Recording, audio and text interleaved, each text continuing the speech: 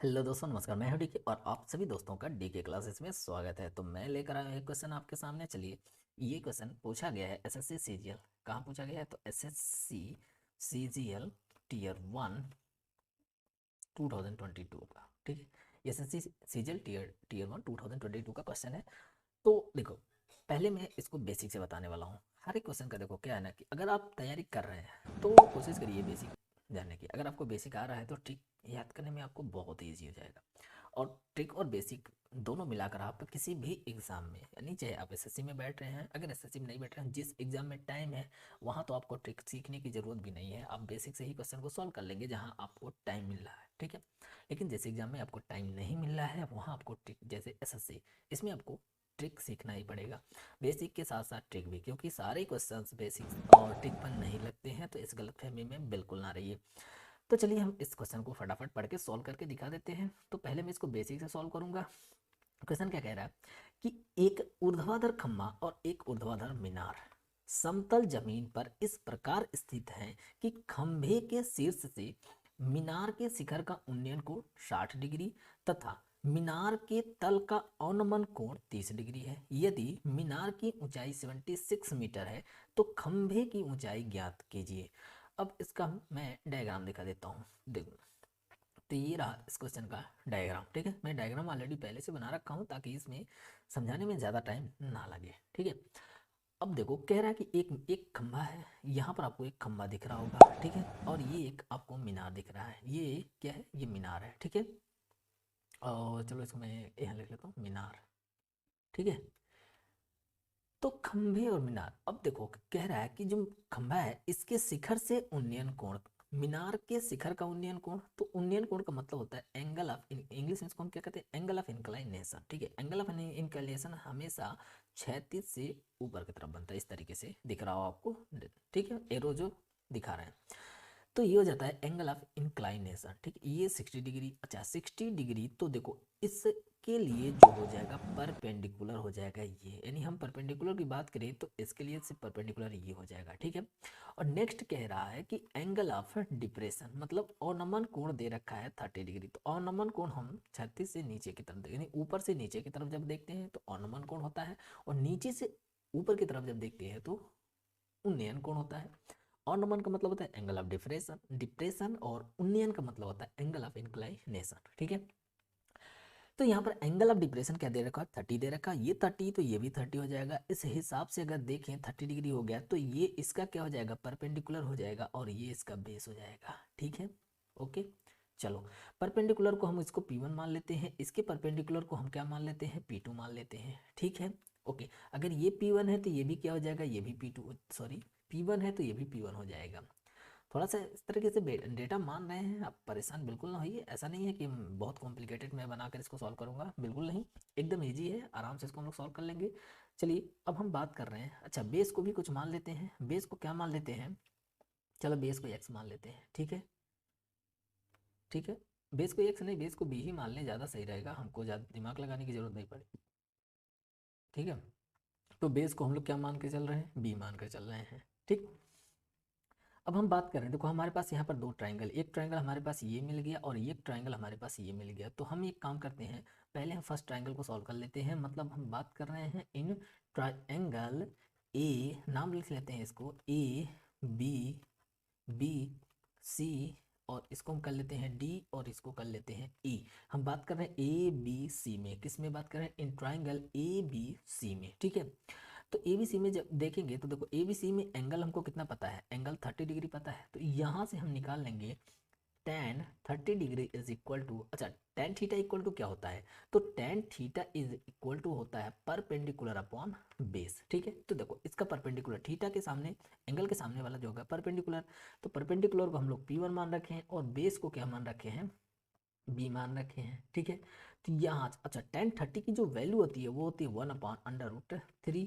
तो P1 और ये हो जाएगा B, यहाँ से हम एक क्रॉस मल्टीप्लाई करके यहाँ से B की वैल्यू निकाल लेते हैं। तो B की वैल्यू जो हो जाएगी P1√3 हो जाएगी। ठीक है, एक वैल्यू आपको यहाँ से देखो, P और B में यहाँ पर रिलेशन मिल गया। ठीक है, चलो अब नेक्स्ट देख लेते हैं। अब हम बात करते हैं इन ट्राइंगल, एक किस ट्राइंगल की बात करें? ए डी ई में। अब हम किस ट्राइंगल की बात करें? ए डी ई, ठीक है, किस ट्रायंगल में, ए डी ई में। तो यहाँ पर देखेंगे तो एंगल हमको यहाँ पर क्या पता है, 60 डिग्री पता है। तो हम क्या लिखेंगे, tan 60 degree is equal to, अच्छा tan थीटा इक्वल टू होता है base upon perpendicular upon base, तो इसका परपेंडिकुलर क्या हो जाएगा P2, इसका परपेंडिकुलर हो जाएगा P2, और बेस क्या हो जाएगा, बेस इसका हो जाएगा B, ठीक है, यानी आधार। ओके, अच्छा एक चीज़ आपको यहाँ से, यहाँ पर एक चीज़ आप देखे होंगे कि जो मीनार की ऊंचाई है वो 76 दे रखा है, ठीक है, मीनार की ऊंचाई 76 दे रखा है। इसका मतलब P1 प्लस P2 की जो वैल्यू दे रखा है वो कितना दे रखा है, 76। तो अगर मैं आपसे पूछूं कि P1 और P2, ठीक है, मैं आपसे पूछूं यहाँ से P2 की वैल्यू क्या हो जाएगी, तो आप कहोगे P1 को उस साइड लेकर चले जाएं, तो 76 माइनस क्या हो जाएगा, P1 हो जाएगा, ठीक है। चलो, तो हम थोड़े से यहाँ पर इसको सॉल्व कर लेते हैं। देखो tan 60 की जो वैल्यू होती है वो क्या हो जाएगी, √3 होती है, और P2 की जगह पर हम क्या लिख लेंगे, 76 माइनस P1, ठीक है, और अपॉन में क्या हो जाएगा, बेस, बेस को हम इस साइड भेजेंगे और बेस की वैल्यू पुट कर देते हैं। बेस की वैल्यू क्या दे रखा है, P1 √3, और √3 इधर पहले से है, equal to 76 minus P1, P1 को उठा ले जाते हैं उस साइड में। तो देखो √3 से √3 कैंसिल आउट हो जाएगा, यहाँ क्या बचेगा, 3P बच जाएगा, 3P1 बच जाएगा, और इस P1 को इस साइड लेकर जाएंगे तो माइनस है, इक्वल के लेफ्ट दूसरे साइड में जाता है तो प्लस हो जाएगा, ठीक, यानी ये भी हो जाएगा P1 इक्वल टू 76। तो 3P1 और plus P1 is equal to क्या हो जाएगा, 4P1। तो यहाँ से ये इक्वल टू 76, तो हमको P1 की वैल्यू क्या हो जाएगी, काटेंगे तो आ जाएगा 19। सारी डेटा हमको किस में दे रखा है, डेटा हम लोग देखें तो मीटर में दे रखा था, इस क्वेश्चन का आंसर भी क्या आ जाएगा, मीटर में। हो सकता है कभी कभी क्या होता है, वैल्यू यही रहेगा, लेकिन ऑप्शन जो होगा उसमें से क्या होता है, यूनिट क्या करता है, एग्जामिनर चेंज कर देता है। मतलब मीटर की जगह सेंटीमीटर लिख लेगा, किलोमीटर लिख देगा, कुछ भी इस तरीके से लिख के उसको पहले ही ऑप्शन में रखेगा, और आप सीधा नंबर देखेंगे 19 मैच किया, टिक लगा के निकल लिए, फिर हो जाएगा गलत।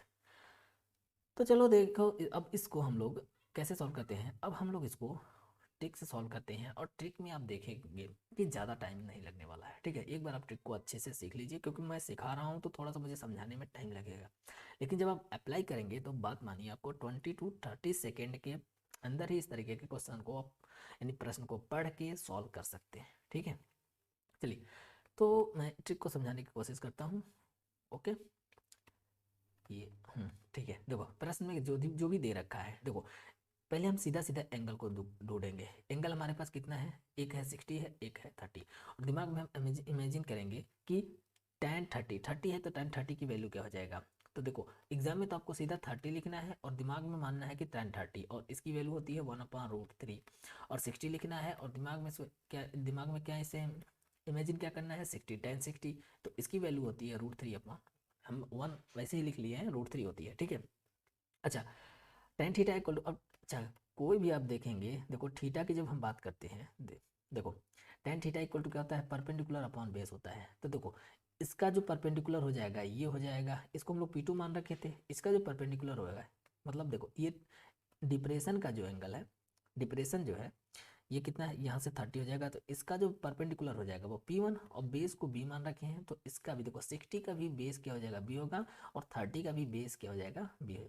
मतलब नीचे जो देखो, नीचे जो वैल्यू है ये बेस की वैल्यू है, ठीक है, दोनों जगह पर। और ये दोनों जगह देखो बेस, यहाँ पर डायग्राम के अकॉर्डिंग बेस दोनों जगह इक्वल है, ठीक है, लेकिन क्या यहाँ पर डेटा इक्वल है, यहाँ पर जो वैल्यू दे रखा है हम लोग यहाँ पर लिखे हैं ये इक्वल नहीं है।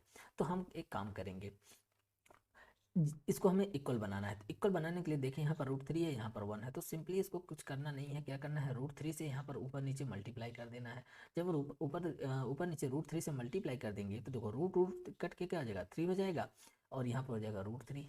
ओके, अच्छा tan 30 की बात करते हैं, तो tan 30 के देखेंगे तो परपेंडिकुलर ये हो जाएगा, यानी ऊपर की जो वैल्यू है ये P1 की वैल्यू है, और नीचे की जो वैल्यू है ये किसकी वैल्यू है, बेस की वैल्यू है। 60 की जब हम बात करते हैं तो ये P2 हो जाएगा, मतलब 3 जो है वो P2 की वैल्यू है, और बेस √3, दोनों जगह हम देखें, दोनों जगह बेस इक्वल हो गया, बस हमारा काम हो गया। ये P1 है तो ये भी P1 हो जाएगा यहाँ से यहाँ तक, ठीक है, क्योंकि ये दोनों लाइन पैरेलल हैं एक दूसरे के, ठीक। एंगल ऑफ डिप्रेशन, जब भी हम एंगल मेजर करते हैं तो दोनों लाइन क्या होती है, क्षैतिज यानी पैरेलल होती है, ठीक है। पैरेलल है तो ये एक रेक्टेंगल बनेगा, रेक्टेंगल बनने की वजह से अगर ये P1 है तो ये भी क्या हो जाएगा, ये भी P1 हो जाएगा, ठीक। तो मीनार की हाइट हमको क्या मिल रहा है, जो मीनार की हाइट है वो P1 प्लस P2, और क्वेश्चन में कितना दे रखा है, P1 और P2 की वैल्यू 76 दे रखा है, और P1 की वैल्यू हम देखें 1 आ रहा है, 1 यूनिट, P2 की वैल्यू देखें 3 यूनिट, तो ये जो है ये दे रखा है 76 मीटर, ठीक है। तो 1 और 3 यानी हो जाएगा 4 यूनिट की वैल्यू कितना हो जाएगा 76 मीटर। तो यहाँ से हम क्या लिख लेंगे, तो देखो काट देंगे तो 1 यूनिट की वैल्यू कितनी आ जाएगी 19 मीटर, ठीक है। 1 यूनिट की वैल्यू कितनी आ गई 19 मीटर। और हमसे पूछा क्या है, P1 की वैल्यू पूछ रहा है। P1 की वैल्यू जो है यहाँ पर देखो 1 यूनिट दिख रहा है, इसका मतलब हमारा ये हो जाएगा आंसर, ठीक है। इस तरीके से बहुत सारे क्वेश्चन हम लोग सॉल्व करने वाले हैं, और ऐसे ही और भी अच्छे अच्छे लेवल का क्वेश्चन सॉल्व कराऊंगा इसमें। ये तो बहुत बहुत बहुत इजी लेवल का क्वेश्चन है, ठीक है। और मैं बहुत मतलब जितने टफ हो सकता है इसमें उतने टफ क्वेश्चन लेकर आने की कोशिश करूंगा। बस क्या है कि आप, अगर आपको अच्छा लग रहा है तो वीडियो को लाइक कीजिए, अगर नए हैं तो चैनल को सब्सक्राइब कर लीजिए। चलिए मिलते हैं नेक्स्ट वीडियो में, तब तक के लिए धन्यवाद।